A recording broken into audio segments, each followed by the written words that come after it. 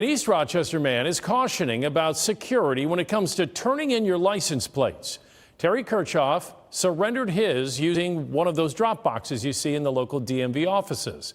But the plates never made it to Albany, and he's worried they may have been stolen. And he might have a valid concern. When we started looking into it, we discovered he's not the only one sounding the alarm. I thought it was a secure place to put the license plates. When Terry Kirchhoff sold his car last fall, he surrendered the old license plates in this drop box. It sits in the lobby of the Henrietta DMV office. He should have then received a receipt from Albany to prove to his insurance company that he's no longer driving that car. When he didn't get anything in the mail, he called.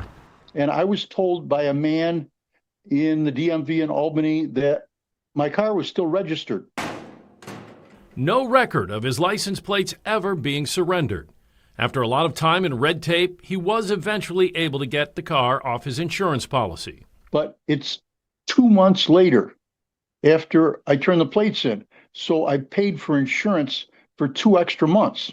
As of this date, I called this afternoon, I still have no insurance credit.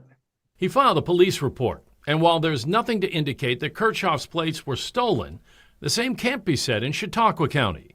There, several people who thought their license plates had been destroyed after surrendering them began getting toll bills and parking tickets. The victims of this who've done the right thing, they turned their plates in properly, and somehow these plates are ending up on vehicles that aren't theirs. They're getting tolls.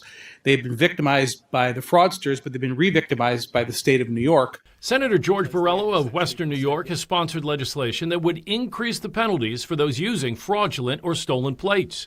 He spoke about it at a recent budget hearing. Recently, state DMV investigators began visiting some county-run offices. The auditors were looking to see how the turned-in plates were being secured. In a statement, a spokesperson for the DMV said they are continually evaluating practices to ensure the offices are in compliance. From my knowledge, no county has been told they've been non-compliant. Monroe County Clerk Jamie Romeo is also president of the State Association of County Clerks. She says reviews are routine, and she says customers here should feel confident in their handling of the surrendered plates. The biggest thing is about having eyes on the custody, chain of custody of those plates.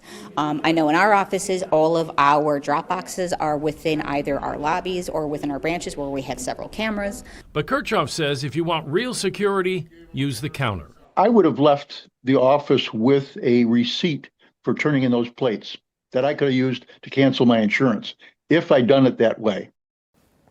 I checked in with our surrounding counties to see if they were audited. I heard back from 2 of them. In Orleans County, the clerk tells me they were audited and no issues were found. In Wayne County, the clerk says they have not received a visit.